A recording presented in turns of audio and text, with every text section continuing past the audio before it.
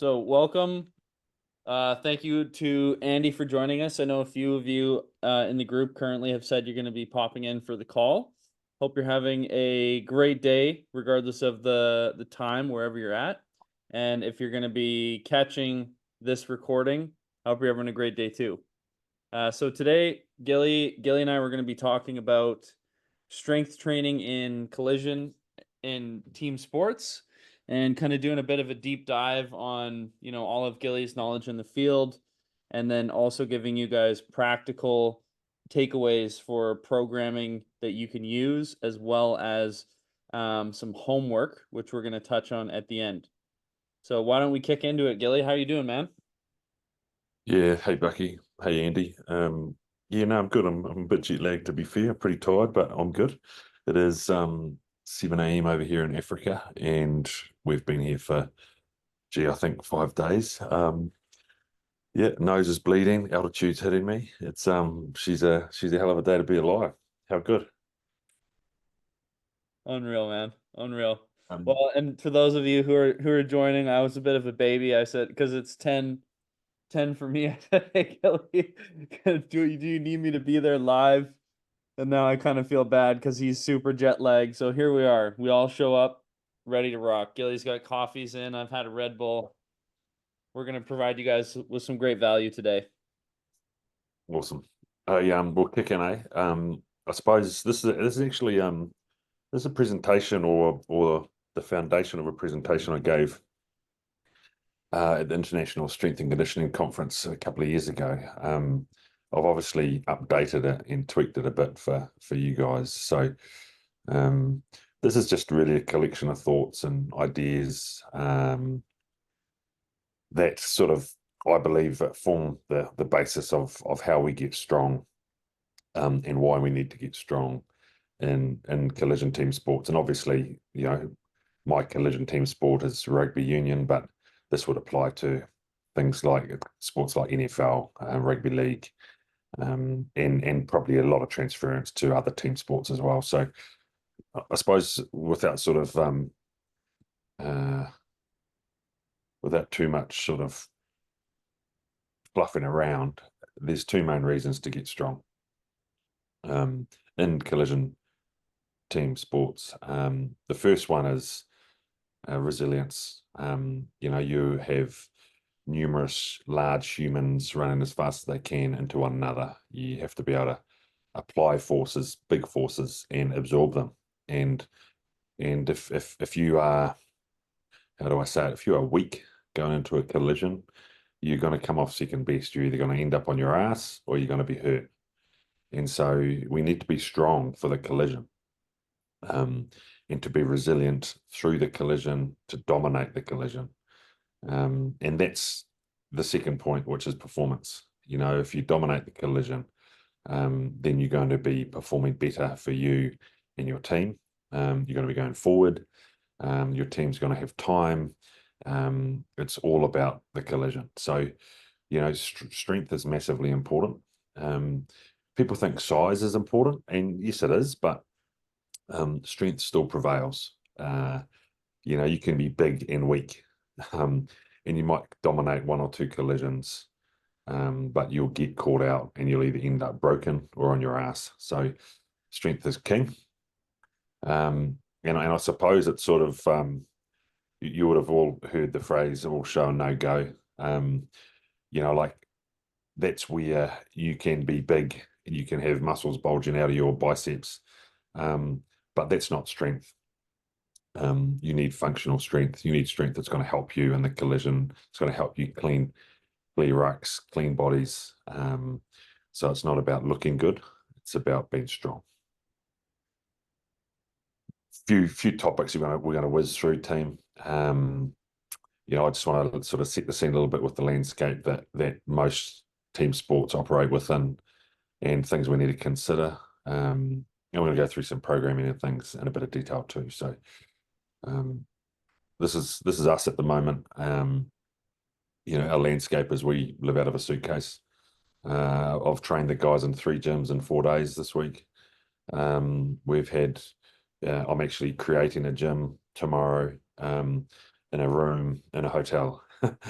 So, our landscape is very much about you do what you do, how you can do it, and you work with what you have available. And there's a lot of lessons in that for a lot of young S&Cs. It's not all about the flash equipment. It's about the program and the buy-in and the individualization, which we'll talk about soon.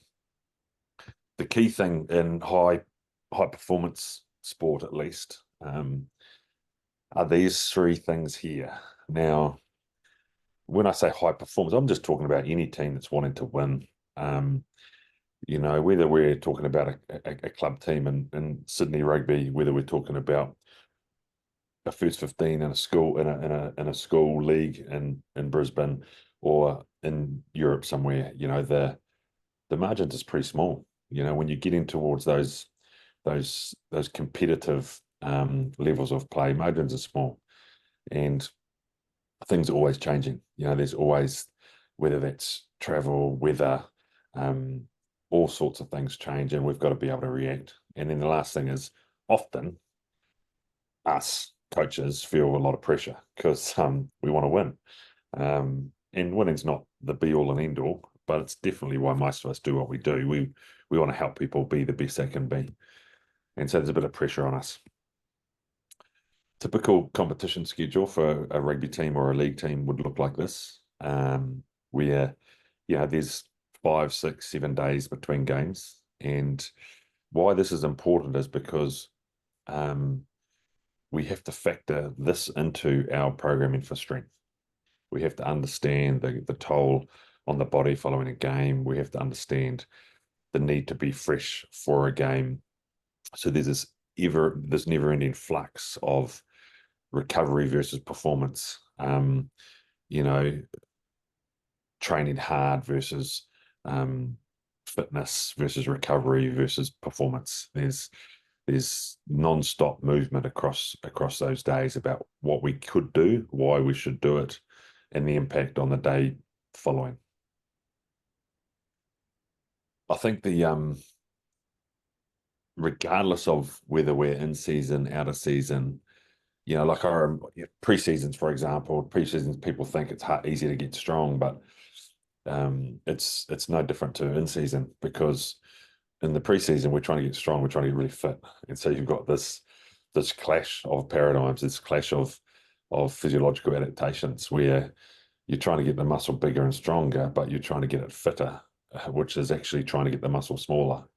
So I think it's a constant challenge to develop strength, but there's lots of ways that work, and we'll talk you through a few sort of methods later on. But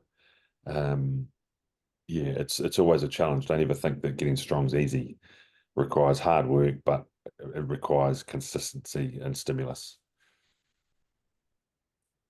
And this is a phrase that I got from a physio that I worked with for a long time, actually. And I sat him down when I got a job, and I sat him down and said, "Okay, this is what I'm thinking for the program." And he said to me, "Nah, you won't be able to do that." And I said, "What do you mean?" He said, "Oh, well, that's sort of a textbook. That's sort of a textbook program. So that's ideal. But you've got to weigh out whether that's real, whether you're going to be able to implement it." And I remember that phrase deeply, because it's actually something that we always have to think about. Like, there's this ideal way of training, there's this ideal program, there's this ideal week that we'd want to put in place, but the actual reality of it is it's going to be very different to that. And again, I think I've mentioned to you guys, back in the early days of programming all night, using percentage prescription and individualized exercises for every single sort of position in a rugby team, and then turning up and most of the team couldn't do any of it because of injuries. So you have this ideal program, but at the end of the day, it's going to change pretty quickly, almost daily. So what do we think about? Well, this is pretty cool, and this is actually still, this curve's still going up.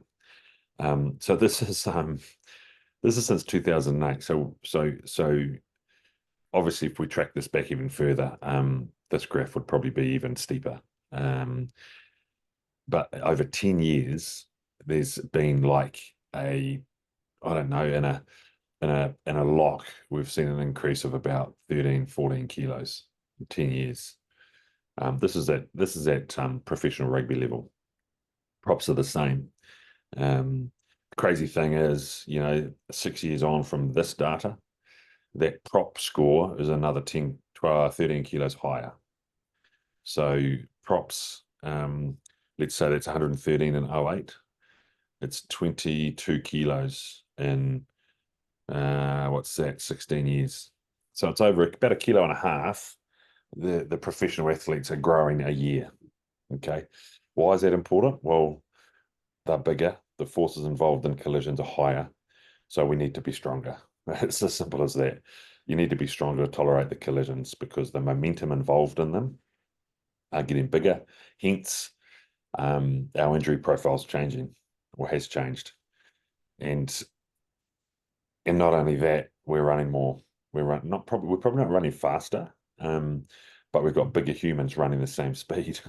So, you've got 113 kilo humans running 1.7 over 10 meters to 140 kilo humans running 1.7 seconds for 10 meters. So there's a big shift in the momentum that is in the collision.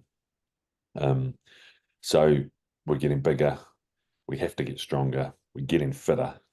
And so it changes all of these things. Now, this might blow your mind, but this is the reality of our game. On average, is four injuries in a match, and an injury being something that keeps you out the following week. And so every week, a professional rugby team loses 2 players for a week. It's out of 23 players. It's 10%. Okay, so 10% of the group in a game get injured. And hence, I started off with the fact that strength is massively important because strength helps prevent. And you'll see here that where injuries come from, and these are considerations. This is just laying the foundations for you and how you might put your program together. But we have a lot less soft tissue injuries than we used to have. We're getting better at programming and understanding the mechanisms. And you can see that this data is 6 years old, but hasn't changed too much, other than the fact that there's more broken bones than there are muscle tears. Okay, and so the significance of the injuries are probably slightly higher because of the collision, but we're getting better at getting our athletes ready for it.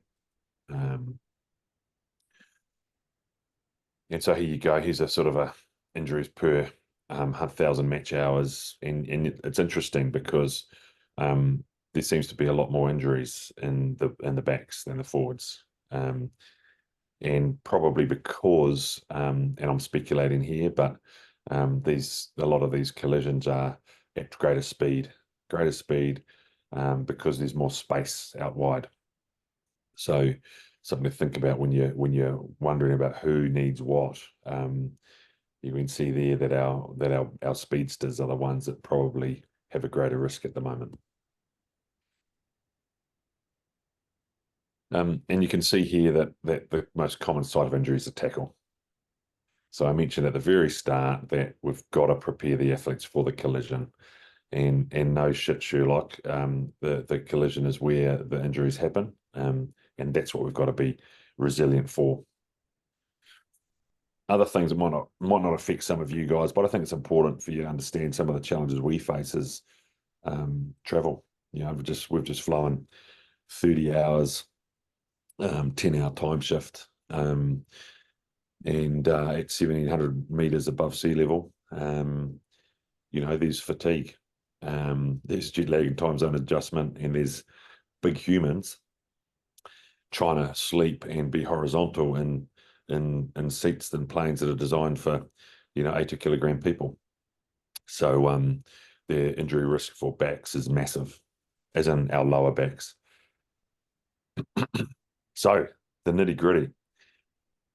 Andy, Bucky, any questions so far? No, none from me. I think no, keep going. I'll have questions at the end. Beautiful. So the critical few, like, I love this phrase. I hope I hope this sticks with you all. That this is something that again I've learned over the years where there's so many things we can do. Um, there's so many areas we could focus on and spend energy on, but there's only a few that really make a difference. Um, and if you think about, doesn't matter what program you're in, or what team you're involved in or squad you're involved in, we're just one little cog in the big machine. And just getting our cog to be as effective as possible is our role, but understanding that there's lots of other cogs in the machine. And I think it's about working with them. That's important. We all know that there's lots of different domains we can focus energy on, and most of us interested in the physical and how that impacts on the technical, tactical, and game understanding. But there's a mental element to it too, isn't there? I think we're not mental skills coaches, but I think to a degree we have to have an element of understanding of the psychology of people, which is very difficult because it's not our bread and butter, but understanding whether we need to put an arm around someone or kick someone up the butt, is all about knowing people and I suppose methods of I don't know if stimulation or motivation is the right word, but just trying to get the best out of each other. So this is something that you would have all seen something like this before, I'm sure. But if we were to write down all the things we want to, or we believe we need to consider before writing a program, the list is endless. There's probably 100 things we'd all like to work on in our program. At the end of the day, you can probably only really focus on 2 or 3. So this is like the important many, and we've got to try and narrow this down to the critical few. And the critical few is what should be guiding your program. The group you're with, what are the key things you think they're needing to grow or develop in this space of strength?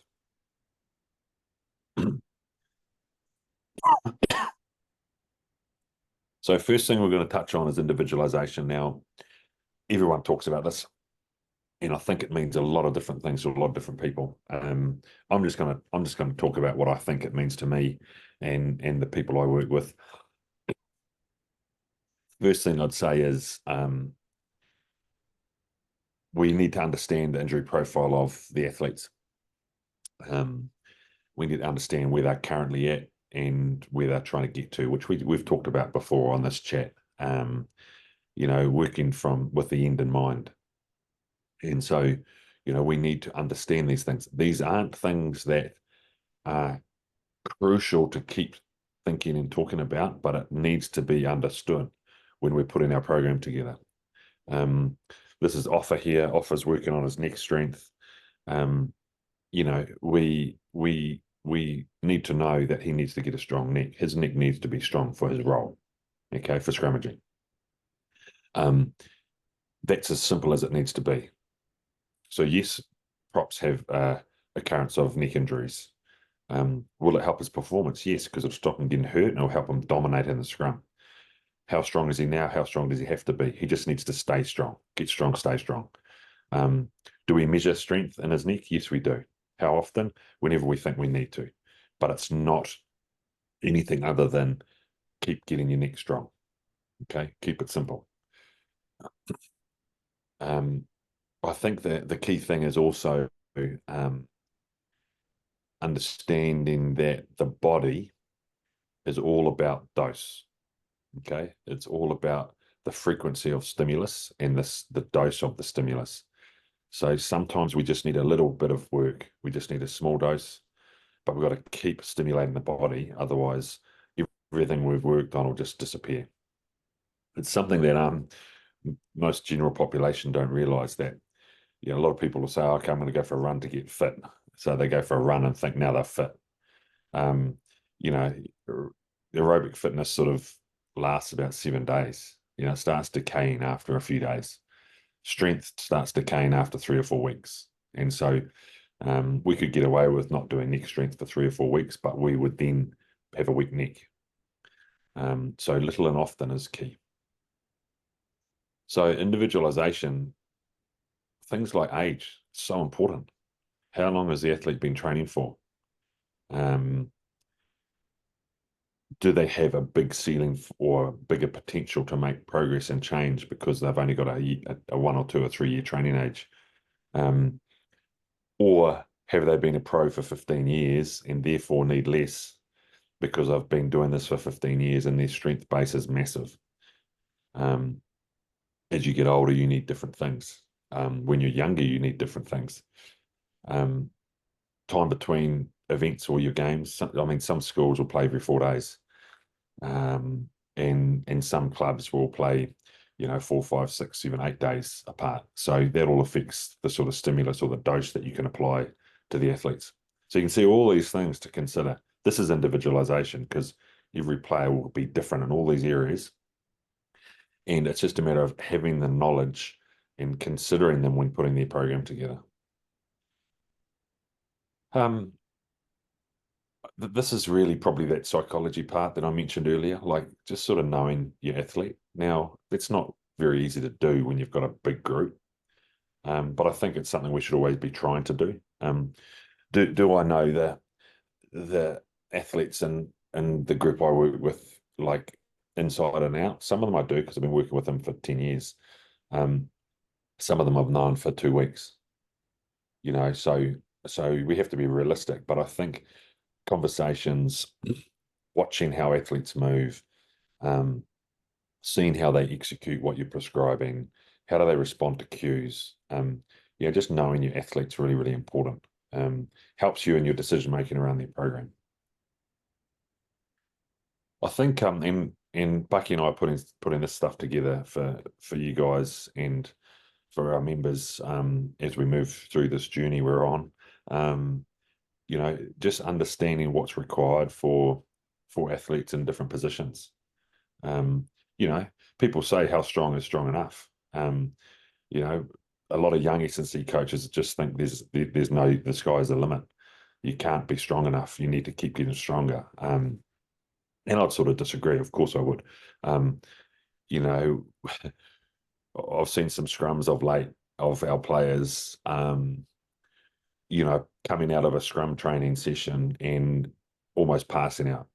Okay, like the loads involved in a scrum are massive.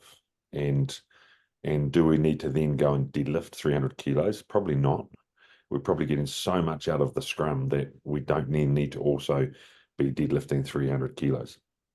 So I think there's an element of what is required for the player to express themselves in the game to the best of their ability and obviously contribute to a team performance. And again, we could have that list there could be another 5 things on that list. But it's what's most important. And then, the phrase of what's the lead domino, if we're wanting to get faster, more powerful, and bigger, well, it probably comes down to something as simple as getting strong in a bilateral lower body exercise like squat or deadlift. That's probably the most important part. And then from there, we can look at moving loads quickly. We can look at jumping. We can look at sprinting, accelerating, horizontal forces. But the lead domino would be your lower body strength. So that's how we need to prioritize and understand that everything flows from the big rocks, the critical few. Man, when I put this presentation together, I must have had a thing with Offa. He's in every bloody picture. I think something that's important to realize too, as an S&C coach of different levels, is technique never needs to be ignored. So even when you're with professionals, a lot of professional athletes are crap in the gym. Okay, and they get away with doing what they do because they're in a team setting and people just get away with it. They have poor form. And something that we're quite big on is to constantly try and coach form, technique. And in a big group, it's hard to get everyone all the time, but having that desire to be working on form is really important. Athletes love being coached. Okay. we're going to get into some nitty gritty of the programming here. How can we program? Again, the list is endless. Reps, sets, weight, percentage RM, velocity, tempo, you name it. Contrast. The list is endless. How we program and what methods to use. We're going to chew through a couple of programming sort of models shortly, but I think the key to understand here is everyone will prefer to work with different methods. Depends on you as a coach, depends on the athletes you're working with, depends on time you've got, even the size of the group you're working with. And I think we all want to be as accurate as possible because we want our program to be the best possible program we can produce. But the program is only as good as how it's executed. So spend just as much time on the execution and coaching of it as you do on the writing of it. And if anything, spend more time on the coaching and execution and less time on the writing. So what does that look like? Less time on a laptop and more time on the floor. Okay. Get out of the coach's room and get out on the floor. So Bucky helped put these together. Here's just some methods that we thought we'd just chew through. And the reason we want to talk through these cycles is to show you that there's so many different ways to skin a cat. Okay. We've got an 8-week cycle there where we're spending 2 weeks in different reps and set ranges. So 6, 5, 4, 3, going down to a couple of triples and a double. Okay. But we're keeping the loading scheme the same for 2-week blocks. You can then flick that around and you could do that into a 4-week block. You could just spend a week in each cycle, no problem. And that's probably a common method that I've used in the past, is just a 6, 5, 4, 3, 5, 4, 4, 3, 5, 4, 4, 3, and then maybe finish with a three triples or 3 doubles. And there's a 4-week cycle. You can see a 6-week cycle there where we start off with the good old faithful 5 by 5, and we were just reducing volume. Okay, we're just dropping the reps, we're just dropping the sets, and we're just getting more and more weight on the bar. And that's how we get strong, right? We just gradually add more weight to the bar, and then we have to unload a little bit. We can't just lift 2 sets, 2 doubles every week. We need to then go back up. You've got a peaking cycle down the bottom here. Now, this is quite this is a sort of a cycle that I'd see people use in a run into some finals. So you've got your club finals coming up. You've been through a couple of good cycles through the season, and now you're wanting to peak for the finals. Then you've got some options there, but you can see what happens is volume comes down and load goes up, and it makes sense. You're trying to be strong and fresh to peak in the finals. So some options there in terms of your loading cycles. Which one to use probably depends on, like, how I would be looking at things like this would be your schedule. Do you have a game in your schedule that maybe has a longer week? Okay, so you've got an 8-day turnaround. So maybe that's when you're going for your 5 by 5s. And does that then hinge the rest of your programming from that week? Or do you have a bye week or a rest week every 5 weeks? So then that fits in with a nice 4-week cycle. So I think we look at our schedule, we look at our athletes, we think about, do they need familiarity? So an 8-week cycle with 2-week blocks makes heaps of sense, because the athletes are doing 6, 5, 4, 3 twice or for 2 weeks. And so the second week they can do more than they did the week before. And then all of a sudden we change a rep cycle, and then they get to repeat that again. So every 2 weeks we're repeating the rep cycle. We're able to put more weight on the bar. Really important, especially for young athletes, to have that familiarity of loading so they know what weights to put on the bar and don't get it wrong.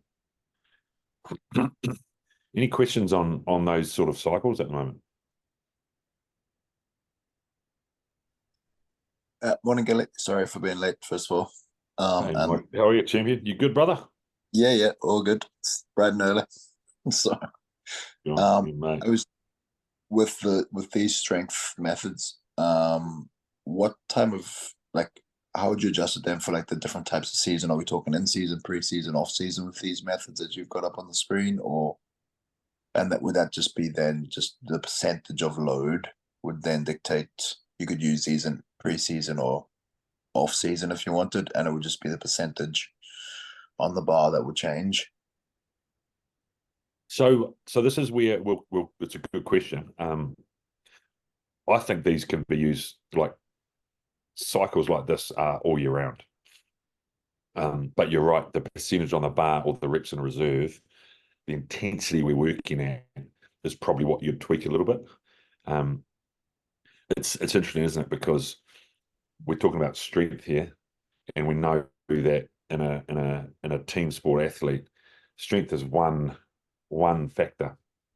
We then have aerobic fitness, anaerobic fitness, and aerobic power. We have all these other things that we're trying to work on as well: acceleration, speed endurance, you name it. So I think you would be looking at, if this was in season, you'd probably prescribing reps in reserve or a percentage. And if it was in an off season or a pre-season, you'd be doing exactly the same, because it depends on the rest of the program, how this slots in. So you have to consider everything else that's going on around this athlete. Yeah, no, that's bang on. Thanks.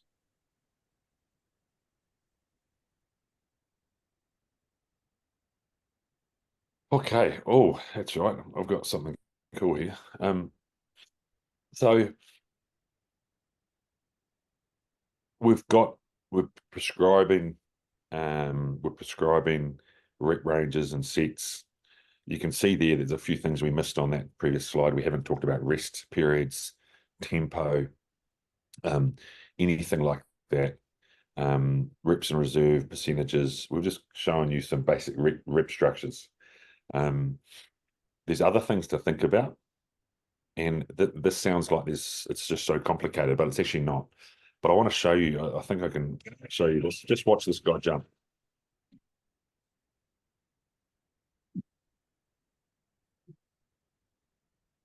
Okay. What did anyone see? Anyone see anything there that was of interest? He's jumping as high as he can, by the way. There's not a huge amount of like flexion like through his ankles, like his mobility and that sort of stuff through his lower body, like particularly his ankles. Beautiful, mate. Beautiful. I'll just show you. I'll just let you watch it again, just so you all see it. There's no toe push off.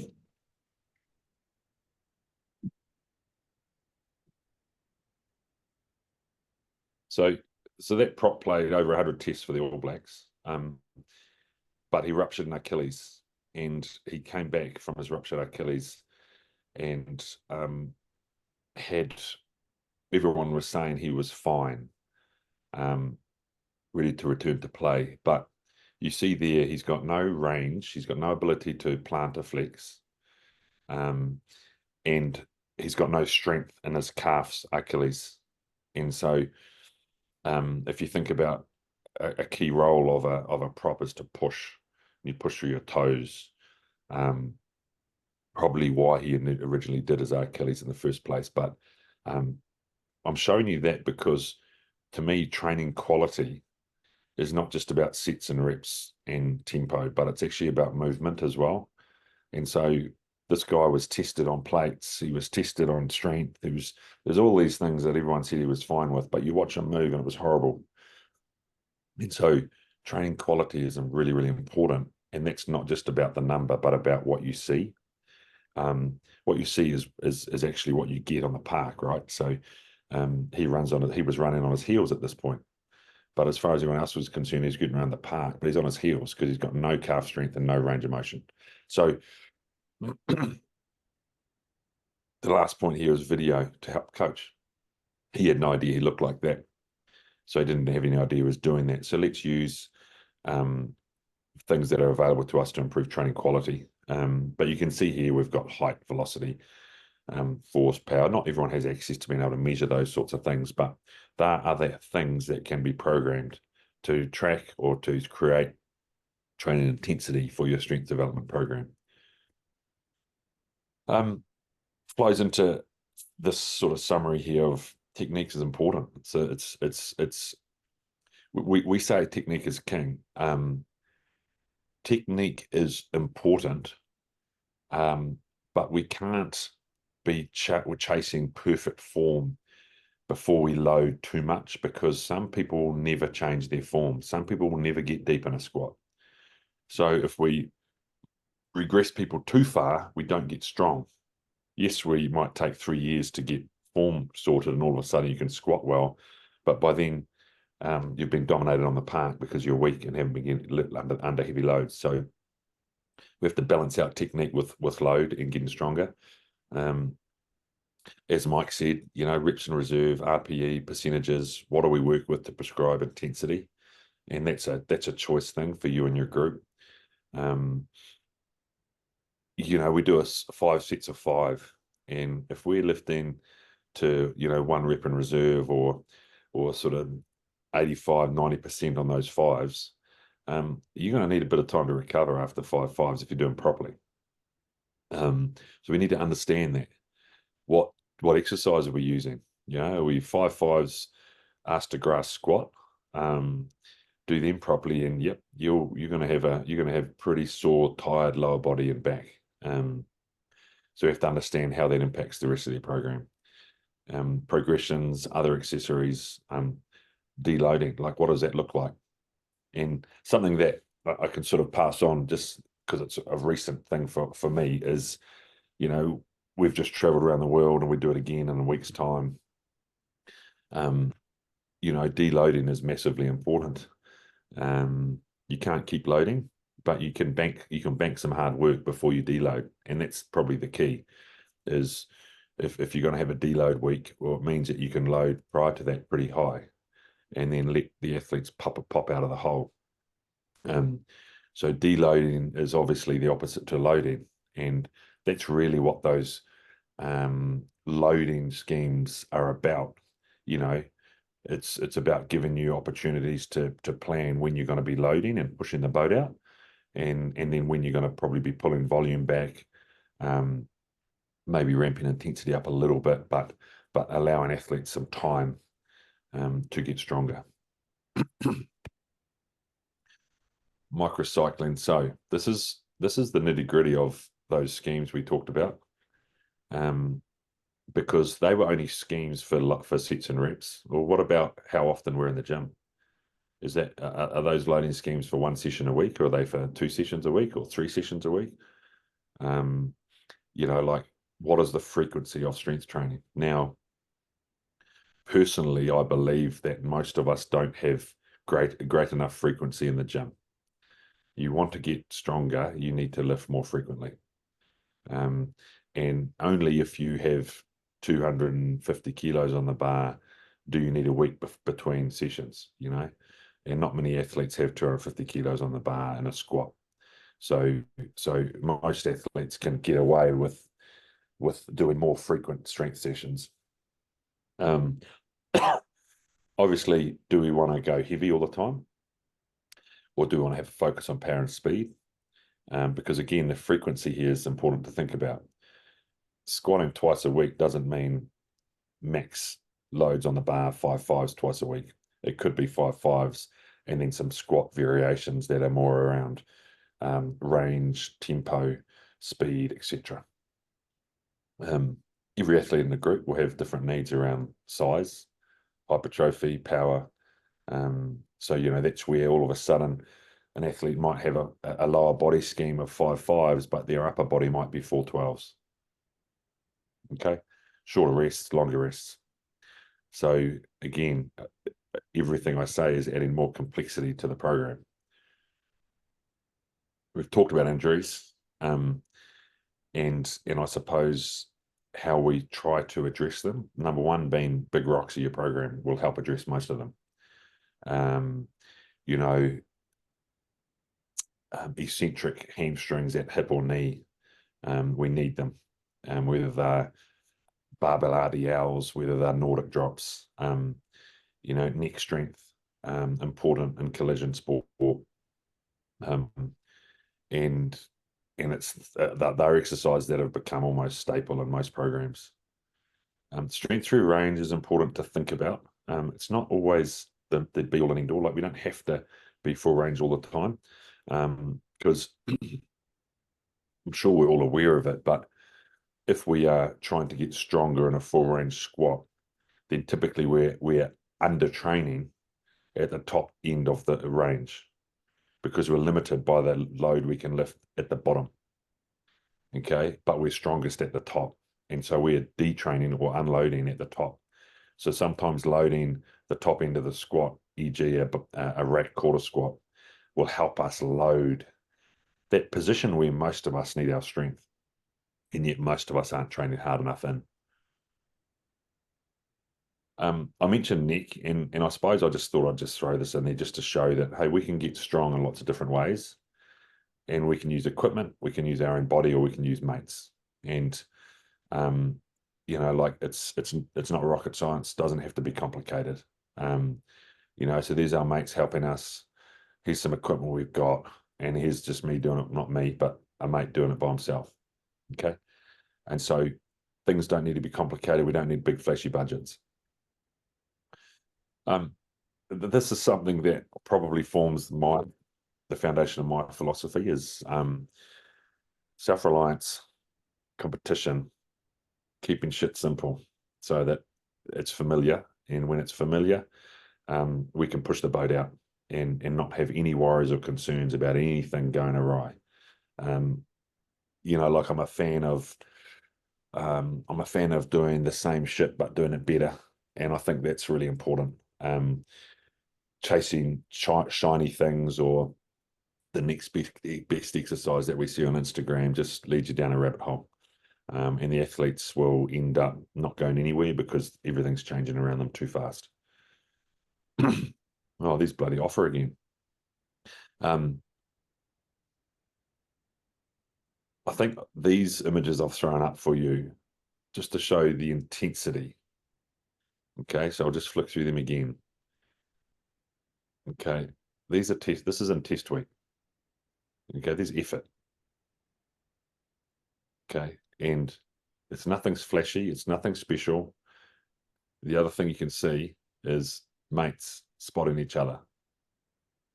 Okay, pushing, intensity. And I think that that's about the environment you create. So simple, done at a high level, with mates helping mates. So the culture, the trust, the self-reliance is massive. I'm not in any of those photos. They don't need me there. Okay. So where do we get to after all of that? Think about your group.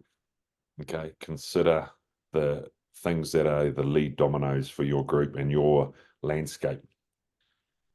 When you've considered all of that, what's the most important few things? What's critical to your program, to your athletes? Individualization is crucial. Now, we'll just hover on that for a second, but individualization meaning, what does the individual need and why? And how different is it from another person and why? But does it need to be complex? No. Okay.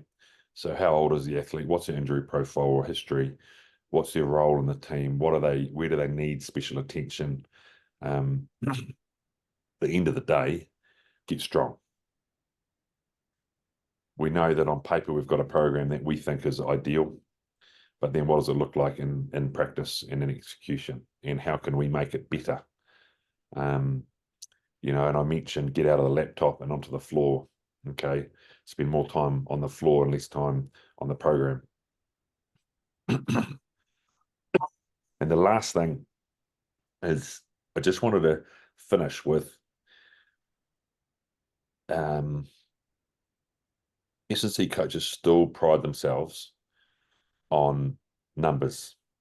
Okay, and we justify our role. We think that if we get numbers and we get athletes that are 20% stronger over the season, then we've done our job. Okay, and I've been there, I've done that. Like, you know, I've thought that my role and if I'm successful is about whether I've got athletes stronger. But if they're stronger but lose, I probably haven't done my job. Okay, because if they've put lots of energy into getting strong, but it's maybe come at a price that maybe can't be measured, and they haven't performed, then you've got to look at your S&C program too. Now, in contrast to that, some coaches who maybe struggle to create a team that performs will straight away point the finger at the S&C. We lost because we're not fit enough. Okay, easiest thing to say. We're not fit enough, we're not strong enough. That's why we lost. As opposed to actually the team didn't have a clue how to play the game. Their skill execution was low, but they're hard things to change. So we'll blame the fitness. Okay, so I suppose what I'm trying to get at there is our role should be to create the healthiest athlete with the attributes to perform their role at a level that is second to none when they're fatigued and under pressure. Okay, so healthiest athlete is my key term there. So I'm not saying strongest, I'm not saying fittest, I'm saying healthiest, which has all those things as part of it. But a healthy athlete will able to improve their skill level because they're not too fatigued. And a healthy athlete will be able to become a better player because they're not injured and they're out there training every day, they're playing every week. Okay. So before we kick into our homework, team, questions? Yeah, Gilly, while you were on a roll there, I didn't want to interrupt you. So Andy had a really good question, which you kind of addressed, but I wanted to bring it up again. So Andy asked, how has the injury data you have changed the way you prepare players at the highest level? So as an example, would you focus more heavily on neck strength for injury prevention in that area? Yeah, good question, and it's pretty straightforward. And again, people complicate this, I think. All the data shows that concussion's a problem. Okay, it's a common injury, always has been, but now it's just more topical. One thing we can do to try and minimize the severity of concussion or prevent it is to get a stiffer, stronger neck. So everyone just needs a stronger neck. Simple. Is that an injury prevention? No. Like I think that's where we get it wrong. It's a performance exercise. Having a stronger neck will not only help you, especially if you're a prop, it'll help you in the scrum, but having a stronger neck to minimize concussion means you won't get injured and therefore you will practice and play consistently, consecutively, and not be interrupted. Okay. When we're injured, we lose ability to practice, we lose ability to play, our performance goes down. So calves are no different. People throw calf exercises in to get calves stronger to prevent injury. How about thinking about it like this? How about thinking about getting a stronger, stiffer calf Achilles to run faster? And hey, not only that, we're going to stay out on the park for longer and we're not going to be prone to injury, but get away from it being an injury prevention exercise. It's a performance exercise. Then you get buy-in from the athletes as well. Hamstring's no different. Get a stronger hamstring. Why? Oh, so you don't get hurt. Rubbish. Get a stronger hamstring so you run faster. Okay. Get those hammies and that glute working well and being able to create forces in all different lengths and ranges and positions to run faster or to push harder. So I think that, shoulders, necks, calves, hamstrings they should be in everyone's program all the time. That's cool though, because that's a total paradigm shift of saying that it's a performance. Like I feel like just saying that right now, like for me, you get even more buy-in. Because to sell prehab, hey, just fit this in here, fit this in there, rather than saying, hey, if you do these things, we're going to put these in your program. I want you to get the best at them that you can be, and here's why. I feel like that's honestly a really great takeaway from today. Good, mate. Agree. What do you got, Mike? Yeah. Yeah, I just had a question on your individualization within your like a big group. Obviously, like you know you're traveling with a team or a squad of 40 players, for example. Do you have like a generic run through of a program? So like everybody's squad and everybody's doing this robust set and then individualize certain parts of that program? Or would you like put them into like say a front row group, back row, middle five, whoever it is, or like a speed group or a strength group or something like that? Or is it 40 individual programs? Because I'm just looking into say potentially other people's situations where time is an issue. So to create 40 individualized programs, which is ideal, but it's not realistic for some. So then is it a case of right, well, we'll make Mate, you just used that phrase. That's ideal but not real, mate. How good. yeah. Hey? Well, that's it. Mate, you know, you bang on, Mike. Like individualization, that's why I brought it up. It's I think we just need to simply things can be way more simpler. Does everyone squat? Yep. And if they can't squat, they do another bilateral lower body lift. That's their preference, e.g. a deadlift variation or a single leg variation, right? So everyone has a core lower body strength movement. And for example, why would you not all squat? Okay, some people have got lower back history, so they're doing a Bulgarian or a split squat. Okay, so just to decrease load, axial load, look after their back. So that's individualization. That's how simple it is. Everyone presses or everyone does bench press, right? But then some people have AC problems or shoulder history, so they might dumbbell press. That's the individualization. That's as simple as it needs to be. So everyone's got to do lower body strength movement. Everyone needs to do a upper body push. Everyone's got to do an upper body pull. The tweaks for the individual are just based on little restrictions they may have. So again, we're trying to get strong.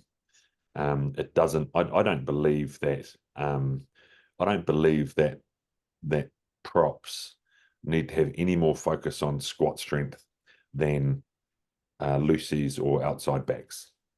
They should all be strong in a squat pattern, but it's relative to their position, and they're never going to be lifting the same loads through the same length or range. You know, you have a lock who's 6'8". They've got to move it when they squat. They've got to move the weight 1.5 meters, and you get a prop that's 5'5". They only move the bar bloody 30 centimeters.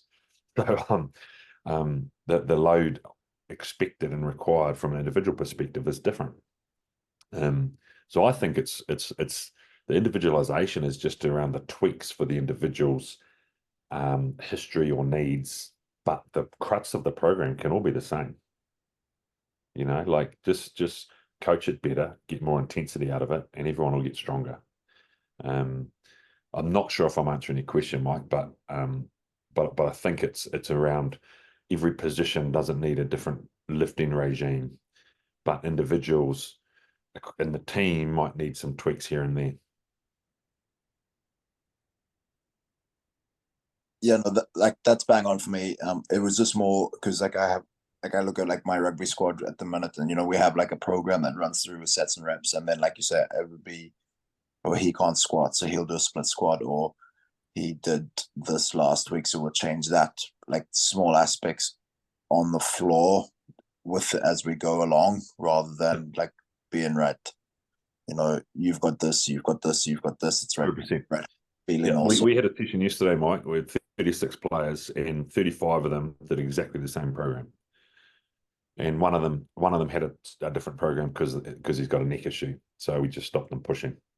We had 35 athletes did exactly the same program. So, and they all got, what's that? I'm on the right track then. 100%, mate. 100%. It's the little tweaks. That's the individualization in my mind. But again, I've been through the ringer here. Like when I started, I had a program for props, hookers, locks, loosies, inside backs, outside backs. 6 different regimes, and And so I've been through that process, and at the end of the day, it's just morphed its way into actually, we just need to get strong, and to get strong, you need the basic things done well often, and we coach intensity. So yeah, don't overcomplicate that prescription side of it with regards to exercises, but spend more time on the individualization around restrictions, regression and progression. We're going to regress you from a squat to a split squat for 4 weeks because we want to unload your back, or we're going to take you back up to a back squat now because we think that's the best exercise for you. Or, hey, we've been back squatting for 3 months, let's go into a front squat. But that's as complicated as it needs to be. Awesome. Thank you. Hey, Gilliam, I'm really interested to know your thoughts on how you would sort of speak to a coach who maybe is not necessarily experienced in executing strength training themselves, and they might be giving a prescription to athletes that, could sort of be maybe grinding them into the ground because they're not sure of like the amount of intensity the athletes are under. Or say they're like, you to come back to the 5x5. Like if you do a 5x5 and you go hard, it's really, really difficult. So how would you sort of educate a coach like that? I think, well, that's complicated, isn't it, Bucky? I think it's the S&C coaches need to think about all the things that we've just talked about, right? Think about them, understand that the strength program is just one cog in the machine. It's one part of the performance. It's one part of the athlete's load, and too often we operate in isolation, and that's where we get into trouble. So understanding, like if you've got a young athlete and they've got rugby training after school on a Monday, and you've got them doing 5.5s on a Monday morning, that's a disaster. If there's a hard rugby training on a Monday afternoon, then Monday morning probably needs to be a lighter session, okay? And maybe the Tuesday is the heavier session because they don't train again till Wednesday. So I think it's actually just simple stuff like that, like thinking about not just your session, but how your session impacts the next one or the next day, or what happened the previous day, and therefore what you should do in your session. So this is where, again, this is individualization. This is about the athlete's needs, not just thinking about the program to get stronger. So I think it's more just opening the eyes and looking outside of the gym and going, okay, well, this is what the athletes have going on. This is what I think I'm going to be able to do here. This is why. And I think the why is important. If you have a why, if you understand why you've got them doing 5.5s and how it fits into their week, then you should get it closer to being right than being completely wrong. So just popping your head up and going, okay, what are these athletes got on? How are they going to cope with this? Do I need to pull back a little bit? Do I need to push the boat out because I've got a window here where they've got 2 days rest? And I think that's probably all that you should be doing, is thinking about the why and how it impacts, or how it impacts the athlete on what they've come from or where they're going to. Awesome. Thank you. I think also, the other thing that I like the concept of with young S&Cs is you don't have to have athletes walk out of the gym feeling like they've been smashed. Like, you can get stronger by walking out of the gym feeling good. And I think often, all too often, we think we've done a good job if we've smashed the group, but actually that doesn't help on Saturday. You need the athletes walking out of the gym often feeling good, feeling stronger, feeling healthy, feeling energized.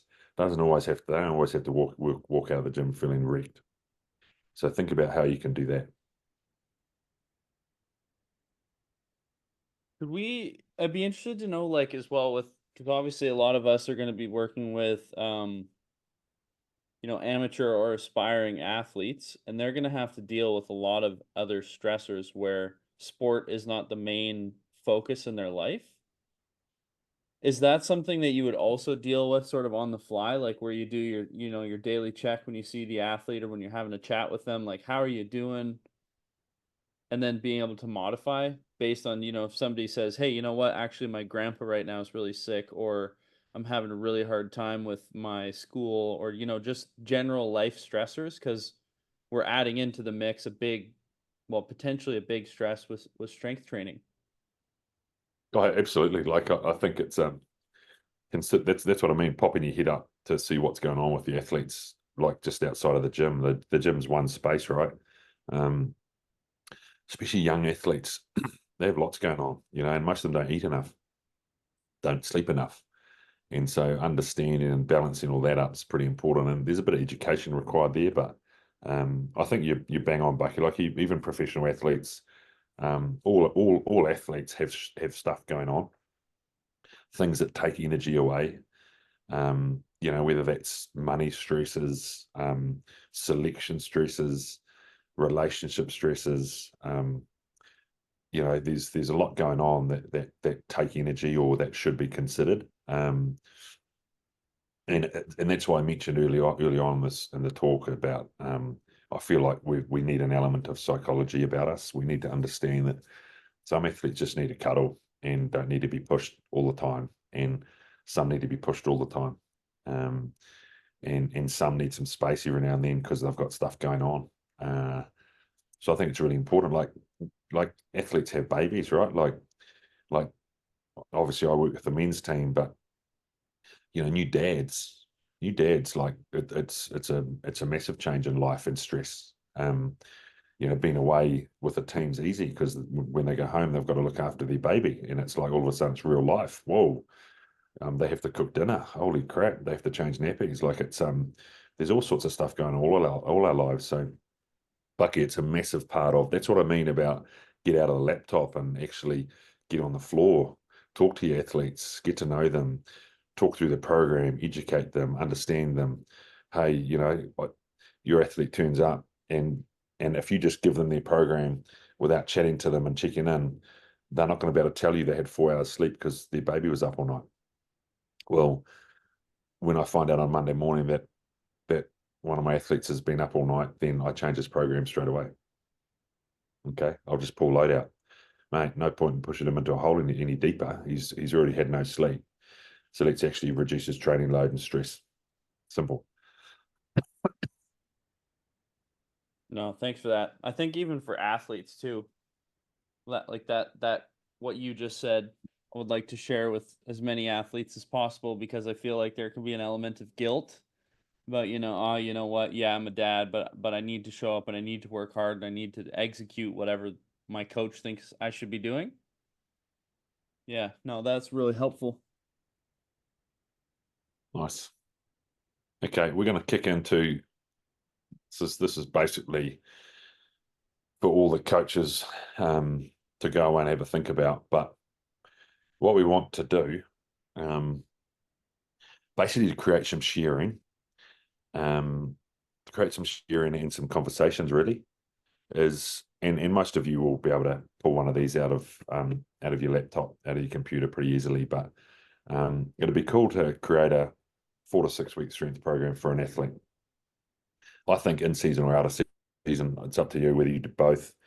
But keen to have you go away and either you're already running it and we'd love to talk about it, or you can try it on yourself or someone else and then we talk about it. But I think the key thing here is when we get together again in a few weeks' time, we'll get a couple up on screen and we'll just chew through them. We'll let each of us talk through them.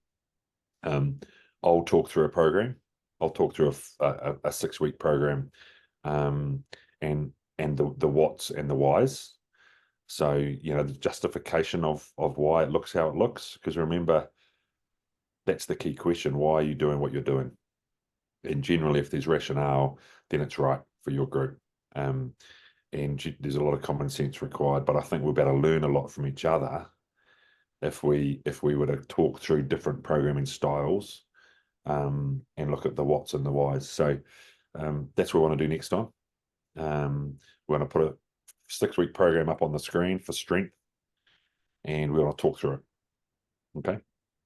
So Bucky will send this out to the group and make sure we're on. So next time we can spend sort of 45 minutes chewing through a couple of programs. I know, Mike, you'll have a couple of crackers tucked away, mate. You'll be able to take us through, and same with you, Andy. No pressure, lads, but we'll be recording it too, so we can go away and use it on the All Blacks once we've talked about it. Do we get royalties for that then? Do we? 100%, mate. There'll be a percentage share, mate. No problem at all. Sounds good. maybe just some tickets, say, to a game or something. There we go. I'm all good for tickets. Yeah. Sweet. And then the last thing, lads, I just want to throw at you, and this is really current for me at the moment. It's a phrase that is thrown around a bit. Not everything that can be counted counts, and not everything that counts can be counted. So what this means to me is data, numbers, clutter can take us away from what really matters. Okay, so we're S&C coaches, we're working with athletes on a one-to-one level. We need to stop chasing numbers, and we need to start putting way more energy into our coaching and the smaller things that really count and matter. Okay, so team, I hope that's of some value in use. I've probably confused or complicated some things for some people, but that's not the intention. The intention is to show there's so much we could do, but we need to declutter, we need to simplify if we want to get strong. So over to you, Bucky. Awesome. Well, Gilly, thank you as always. That was excellent. Definitely lots and lots of food for thought. So, Andy and Mike, thank you very much for joining us live. And to anyone who's catching this recording, it'll be posted tomorrow in the group. And whether you see this in the next week or if you're seeing this in 6 months from now, if you have questions after watching this call, please drop them into the group chat. And you can also save them for when we're going to be looking at your actual strength programs. We'll see you next time. See you, team. See you guys. Cheers, guys. Thank you, guys.